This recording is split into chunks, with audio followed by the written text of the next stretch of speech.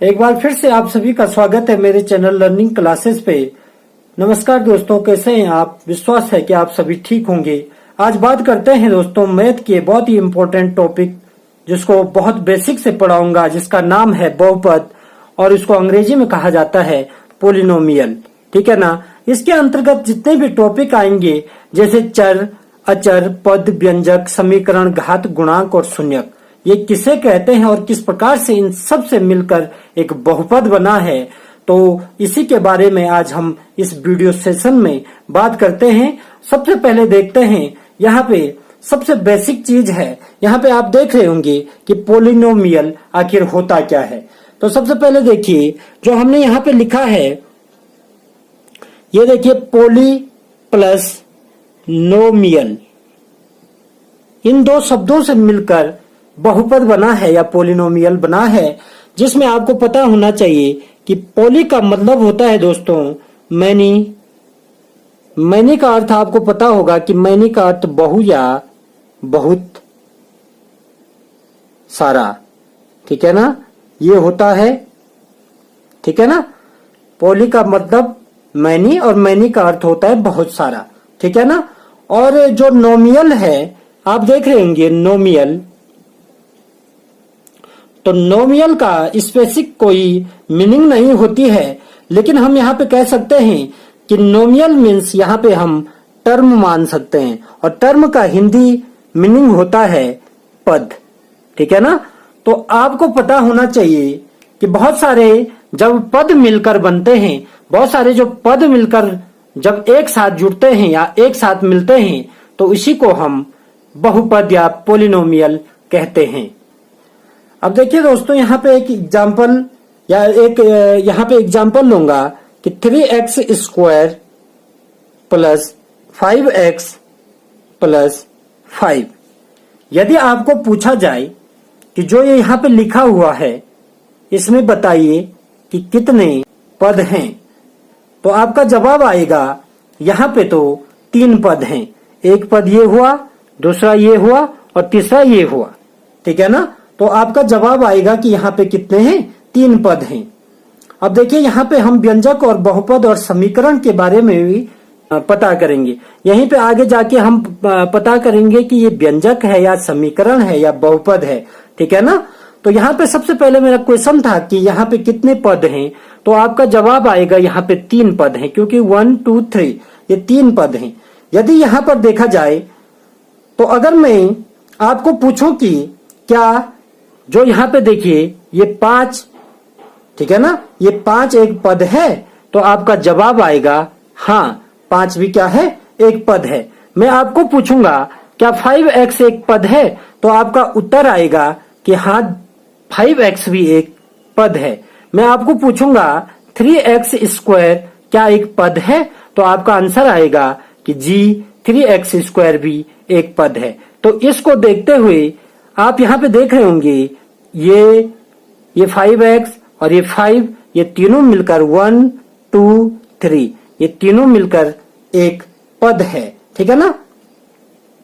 अब यहाँ पे आप देख रहे होंगे इसी समीकरण में यहाँ पे नंबर भी हैं, और यहाँ पे आपने देखा होगा x जो इंग्लिश का वर्ड्स है वो भी हैं। ठीक है ना। यहाँ पे x स्क्वायर है, यहाँ पे x है, तो आखिर इनको कहते क्या है, तो इन्हीं के बारे में हम बात करते हैं आगे।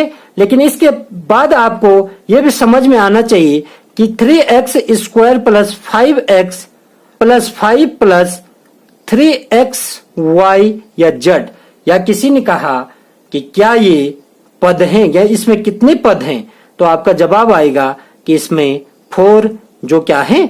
पद हैं। ठीक है ना। आपका यहाँ पे देखिए ये पोलिनोमियल बहुपद में आपको कोई पूछेगा कि जो ये यहाँ पे मैंने लिखा है इसमें पदों की संख्या बताइए, तो इसमें 4 पद हैं, और यहाँ पे ये पदों की संख्या बतानी होगी, तो यहाँ पे आपका जवाब आएगा कि यहाँ पे 3 पद हैं। ठीक है ना।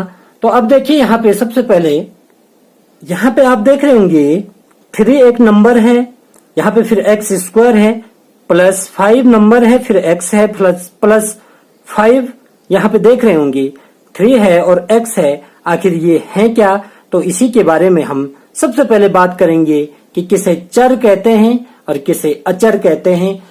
अंग्रेजी में जिसे चर को वेरिएबल्स कहते हैं और अचर को कॉन्स्टेंट्स कहते हैं, ठीक है ना।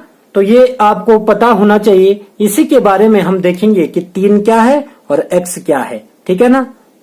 तो चले बात करते हैं। तो यहाँ पे देखिए, किसे वेरिएबल्स कहते हैं और किसे कांस्टेंट कहते हैं, ठीक है ना। तो ये आपको पता होना चाहिए कि चर व अचर में आखिर अंतर क्या होता है। तो सबसे पहले देखिए दोस्तों, यदि x, y, z ये इंग्लिश के वर्ड्स हैं, ये सभी कहलाते हैं, याद रखना, चर। ये सभी क्या कहलाते हैं? चर। यदि 1, 2, 5, 9, 10 कुछ भी हो, नंबर जिसे कहते हैं, ठीक है ना, तो वो सभी कहलाते हैं कांस्टेंट, अचर। हमेशा ये भी ध्यान रखना, किसे चर वेरिएबल्स कहते हैं और किसे कांस्टेंट कहते हैं। तो ये आपके सामने है। जितने भी इंग्लिश के वर्ड्स आएंगे वो सभी चर, जितने भी नंबर आएंगे अनंत तक वे सभी अचर कहलाते हैं, ठीक है ना। अब यहाँ पे देखिए, इसको और नजदीक से समझते हैं। यदि मेरे पास इस प्रकार से नंबर हैं, 20 + 30 = 50, ठीक है ना। 20 + 30 = 50। तो आपको पता है ये सभी जितने भी मैंने यहाँ पे अंक लिखे, ये सभी क्या हैं? अचर हैं। इनको हम गिन पा रहे हैं, ठीक है ना। और यहीं पे हम इसी को अगर इस प्रकार से लिखें, x + y = 50, तो यहाँ पे देखिए, यहाँ पे तो मुझे पता है कि 20 + 30 = 50 होता है। लेकिन यहाँ पे देखिए, सिचुएशन इस प्रकार की आ चुकी है कि यहाँ पे चर संख्याएं हैं, x + y = 50। तो ये जो x है यहाँ पे, तो ये देखिए, ये 48 + 2 = 50 भी हो सकता है, 47 + 3 = 50 भी हो सकता है, या 46 + 4 = 50 भी हो सकता है। ये कुछ भी हो सकते हैं जिसका मान हमारे पास बिल्कुल एक निश्चित मान नहीं दिया होता है, उसे ही हमेशा अचर कहते हैं। ये ध्यान में रखना, जिसका मान हमारे पास बिल्कुल निश्चित नहीं दिया हो, ठीक है ना, तो उसी को हम अचर कहेंगे। और जो चर हैं वो आपको यहाँ पे समझ में आ गया होगा कि 20 + 30 ये सभी नंबर थे। इसको हमें जोड़ने में कोई दिक्कत नहीं हुई, लेकिन हमें यहाँ पे एक कंफ्यूजन बना हुआ है कि x का मान कुछ ना कुछ हमें मानना पड़ेगा। वो कुछ भी हो सकता है, यहाँ पे 30 + 20 भी हो सकता है, 48 + 2 भी हो सकता है, ठीक है ना। तो ये मानना है, 52 - 2 भी हो सकता है, तो वो 50 आएगा। तो यहाँ पे जहाँ पे कुछ नंबर जो फिक्स ना हो, तो हमेशा याद रखना कांस्टेंट कहते हैं, ठीक है ना। एक बात ये भी याद रखना कि x + y की जगह पे कुछ भी अंक हम लिख सकते हैं, इसीलिए अचर कहलाते हैं। हमेशा याद रखना, जिसमें नंबर हो इसी को आगे चलकर आपने देखा होगा, इसी को हम अंक गणित कहते हैं। क्या कहते हैं? अंक गणित। और जिसमें हमें नंबर का पता नहीं हो, जो कुछ भी हो सकता है, अलजेब्रा, जिसको हम बीज गणित कहते हैं। आपने सुना ही होगा, बीज गणित और अंक गणित और एक रेखा गणित होती है, ठीक है ना। तो आपको पता होना चाहिए कि यहाँ पे नंबर थे, उसे अंक गणित का नाम दिया गया, और जहाँ पे हमारे अचर जितने भी राशियां थी उसे बीज गणित का नाम दिया गया। तो इतना मुझे विश्वास है, ये टॉपिक, ये चर और अचर आपकी समझ में बहुत ही अच्छे तरीके से आया होगा। अब यहाँ पे देखिए दोस्तों, यहाँ पे आप देख रहे होंगे बहुपद, ठीक है ना। ये बहुपद है, इसमें आपने देखा होगा, बहुत सारी जगहों पे आपने देखा होगा, इसको आज संकेत जो चिन्ह होता है वो इस प्रकार से लिखा जाता है।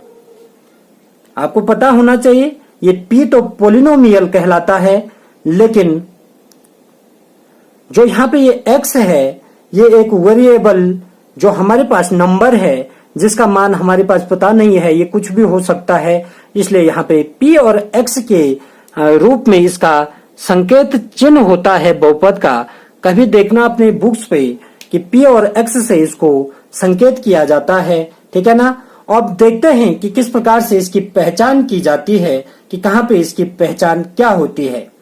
यहाँ पे आपने सबसे इंपॉर्टेंट जो बात है यहाँ पे ये याद रखना है कि किसी भी चर राशि की घात जो डिग्री होती है वो हमेशा एक पूर्ण संख्या होती है, ठीक है ना।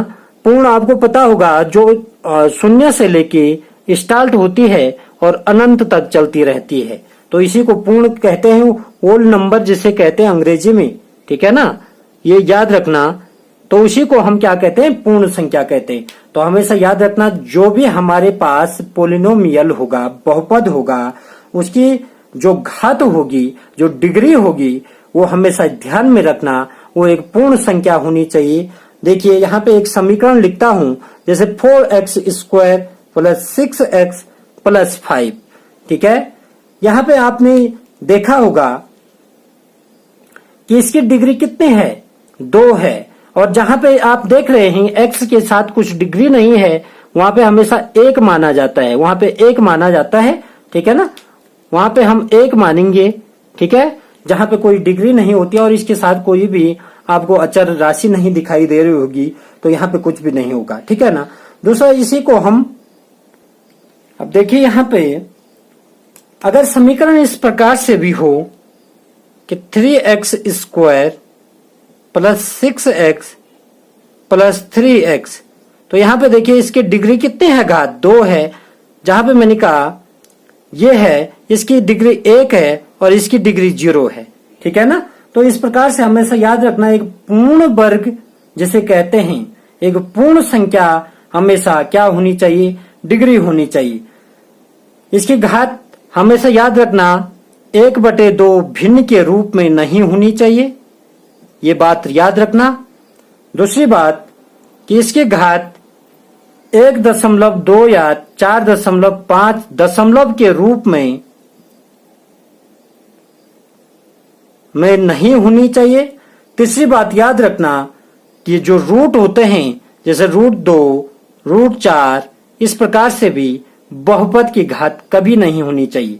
आपको यहाँ पे दिखाता हूं, इस बहुपद में देखिए, यदि आपका कहीं पे इस प्रकार से लिखा हुआ हो, ठीक है ना, कोई पद, तो हमेशा याद रखना ये बहुपद नहीं होता है, ये बिल्कुल भी गलत हो जाएगा, ठीक है। हमेशा मैंने कहा जो ये यहाँ पे बहुपद आएगा उसकी घात हमेशा किस रूप में होनी चाहिए, एक पूर्ण वर्ग के रूप में, ये पूर्ण संख्या के रूप में होनी चाहिए, उसी को हम बहुपद कहते हैं। अब दूसरा जो था हमारे पास, वो टॉपिक था पद, जिसको अंग्रेजी में कहते हैं टर्म, ठीक है ना। आपके यहाँ पे एक एग्जांपल देता हूं कि 4x का क्यूब प्लस 6x माइनस 5, ये इस प्रकार से है। कोई आपको पूछेगा कि इसमें कितने पद हैं, तो आपका जवाब आएगा एक पद ये है, दूसरा ये है और तीसरा ये है। पदों की संख्या है इसमें 3, ठीक है ना। यदि कोई पूछेगा इसमें चर की संख्या कितनी है, आपको पता है चर और अचर क्या है, तो इसमें चर कितने हैं, इसमें चर 2 हैं, एक ये है और एक ये है, तो चरों की संख्या है यहाँ पे 2। यदि कोई आपको पूछेगा कि कुल अचर कितने हैं, तो आपको पता है यहाँ पे एक अचर है, तो यहाँ पे क्या है, एक अचर अंक है, ठीक है ना। तो आपने देखा यहाँ पे कि 4x का क्यूब प्लस 6x माइनस 5 में पदों की संख्या 3 थी, चरों की संख्या 2 थी और अचर स्वयं इसमें 1 था। हमेशा याद रखना टर्म के लिए प्लस व माइनस का होना बहुत जरूरी है। प्लस और माइनस के चिन्ह होंगे तभी उसी को हम पद कहेंगे। यदि वहां पे मल्टीप्लाई या गुणा का चिन्ह आए तो हमेशा याद रखना उसे हम कभी भी पद नहीं कहेंगे। यदि आपके पास इस प्रकार से पूछा जाए कि 3x इंटू 6 तो इसमें कितने पद हैं, तो आप ये मत बता देना कि इसमें 2 पद हैं, एक ये और दूसरा ये 2 पद नहीं हैं। आप देखिए अगर इसका मल्टीप्लाई अगर 3 से करते हैं तो 3 गुणा गए 6 होता है 18 और इसके साथ x होगा और ये स्वयं इन दोनों का गुणा करके कितना आया, एक पद में आया। तो हमेशा याद रखना ये अगर मल्टीप्लाई के रूप में होगा तो वो पद या टर्म नहीं कहलाता है, हमेशा प्लस और माइनस के चिन्ह में आपका टर्म होना चाहिए, वही हमेशा पद कहलाता है। अब यहाँ पे देखिए दोस्तों, यहाँ पे टर्म के कुछ प्रकार हैं, एक पद, मोनोमियल, द्विपद, बाइनोमियल और त्रिपद, ट्राइनोमियल। तो हमेशा इसको भी समझते हैं कि किस प्रकार से होगा। यदि आपके पास एक पद पूछा जाए, तो जैसे x स्वयं में एक पद है, जैसे मैंने कहा 5x ये स्वयं में एक पद है, जैसे मैंने कहा 5xy ये भी स्वयं में एक पद है, ठीक है ना। जैसे द्विपद कहेंगे बाइनोमियल, तो बाइनोमियल देखिए 2x प्लस 6 या 3x प्लस 9, तो ये एक द्विपद है क्योंकि इसमें एक और ये दो पद, फिर एक और दो पद, इसी को हम द्विपद कहते हैं। जो ट्राइनोमियल होगा वो इस प्रकार से होगा 4xy प्लस 2y प्लस 6। तो ये देखिए यहाँ पे इन तीनों में इतना ही डिफरेंट है कि एक पद में इस प्रकार के पद होंगे, बाइनोमियल द्विपद में इस प्रकार से पद होंगे और त्रिपद ट्राइनोमियल में इस प्रकार से आपका पद होगा। विश्वास है आपकी समझ में पद जो टर्म था ये टॉपिक भी अच्छी तरीके से आया होगा। यहाँ पे देखिए बहुपद, पोलिनोमियल, आपका व्यंजक, एक्सप्रेशन, समीकरण, इक्वेशंस, इनमें आखिर अंतर क्या होता है। देखिए हमने जितने भी समीकरण लिखे या जितने भी पद लिखे या जितने भी व्यंजक लिखे, अभी तक जो भी मैं लिख रहा था, जैसे मैंने यहाँ पे लिख लिया 4x का स्क्वायर प्लस 3x प्लस 4, तो हम कहेंगे या ये समीकरण है या व्यंजक है या बहुपद है। तो हमेशा याद रखना, तो आखिर इसका नाम क्या है, इसको मैं समीकरण कहूंगा, व्यंजक कहूंगा या बहुपद कहूंगा। तो इसी के बारे में हम देखते हैं कि बहुपद और व्यंजक में कितना डिफरेंट होता है। ज्यादा डिफरेंट तो नहीं होता है, बिल्कुल आपको बिल्कुल बेसिक से समझाऊंगा कि कहाँ पे और किस प्रकार से कहाँ पे इसके बीच थोड़ा सा डिफरेंट होता है। हमारे पास है दोस्तों 4x square minus 3x plus 2। कोई आपसे पूछेगा कि इसे क्या कहेंगे, तो आप कहेंगे ये तो एक बहुपद है। क्या है? बहुपद है। और आप यहां पे देख रहे होंगे ये तो एक व्यंजक भी है, मैं कहूंगा ये तो एक व्यंजक भी है, ठीक है ना। इसमें चर और अचर राशियां भी हैं, ठीक है ना। यहाँ पे देख रहे होंगे आप, चर और अचर दोनों प्रकार की राशियां भी हैं, बहुपद भी है ये और व्यंजक भी है। लेकिन किस प्रकार से व्यंजक बहुपद से थोड़ा सा अलग होता है उसको समझते हैं। हमने देखा था अभी दोस्तों कि जो यहाँ पे बहुपद होगा, बहुपद की जो घात होगी, जो डिग्री होगी, वो हमेशा एक पूर्ण संख्या होगी। क्या होगी?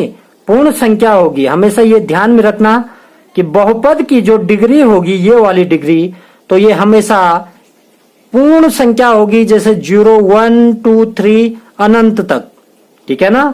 लेकिन यदि मैं यहाँ पे इस प्रकार से लिखता हूं कि व्यंजक और बहुपद में डिफरेंट आखिर है क्या, तो डिफरेंट ये है। यहाँ पे देखिए, यदि मैं इसको इस प्रकार से लिखूं, इस प्रकार से लिखूं या इस प्रकार से लिखूं, तो हमेशा याद रखना, आपको अब सवाल पूछा जाएगा कि क्या ये एक बहुपद है, तो आपका जवाब आएगा नहीं, ये बिल्कुल भी एक बहुपद नहीं है। लेकिन आपको पूछा जाएगा क्या ये एक व्यंजक है, तो आपका जवाब आएगा हाँ ये एक व्यंजक है।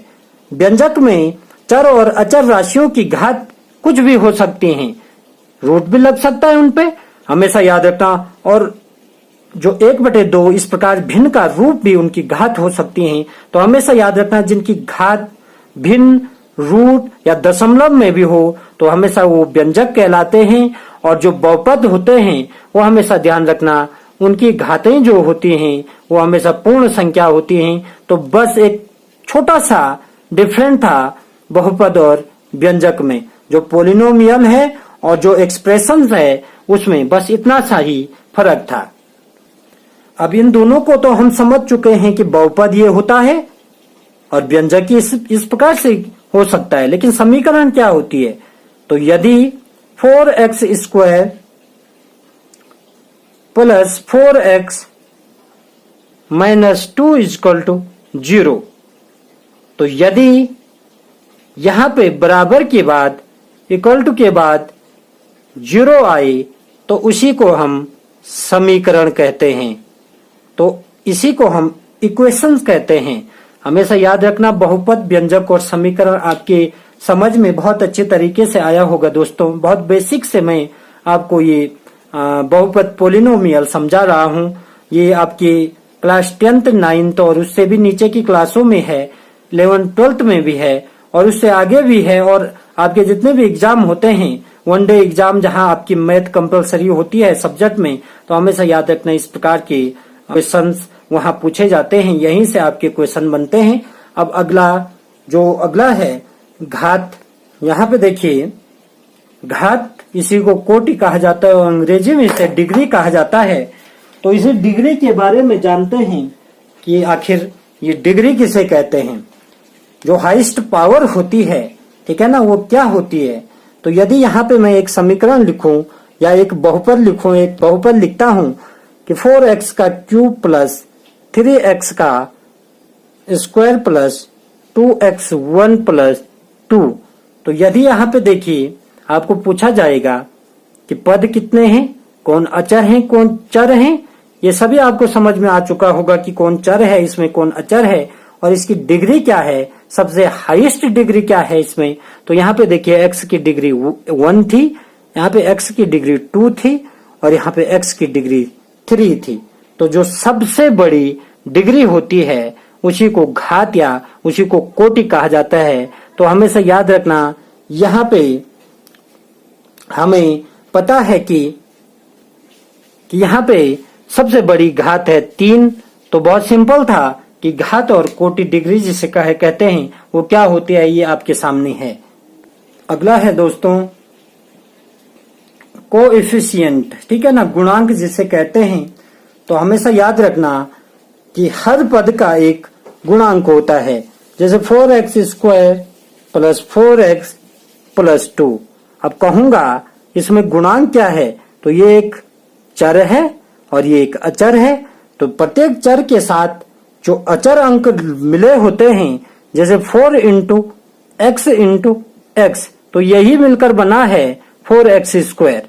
तो यही इस x स्क्वायर का गुणांक 4 होगा। तो आपने यहाँ पे देखा होगा कि गुणांक किसे कहते हैं, जो किसी चर के साथ जो अचर जुड़ा होता है उसी को उस पद का गुणांक कहा जाता है या कोएफिशिएंट कहते हैं उसे, ठीक है ना। ये आपकी समझ में आ चुका होगा कि किसे गुणांक कहा जाता है।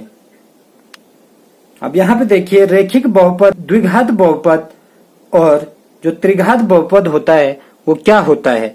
जैसे ax प्लस b, जिसकी घात यहाँ पे कुछ घातें नहीं हैं, उसी को रेखिक बहुपद कहा जाता है। जिसकी घात देखिए इस प्रकार से हो, ये क्या है, एक द्विघात बहुपद है जिसकी सबसे बड़ी घात कितनी है, 2 है। और जिसकी सबसे बड़ी घात 3 हो वो क्या कहलाता है, त्रिघात बहुपद, ठीक है ना। तो रेखिक बहुपद और द्विघात बहुपद, त्रिघात बहुपद आपकी यहाँ पे आपने देखा होगा किस प्रकार से इन्हें कहते हैं।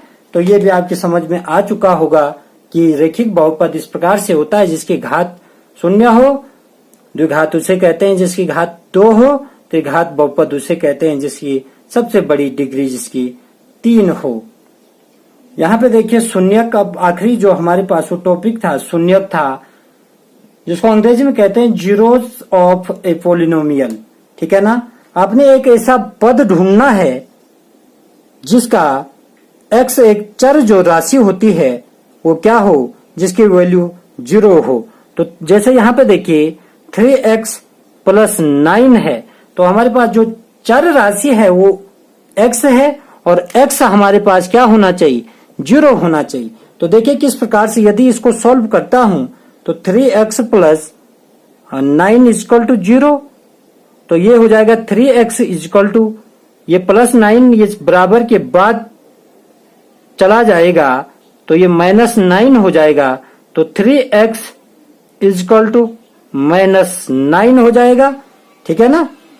और यहाँ पे आप देख रहे होंगे कि x इक्वल टू -9 अपॉन 3 हो जाएगा, और 3 का अगर इसमें भाग देते हैं तो 3 3 होता है 9, तो ये बराबर -3 आ गया।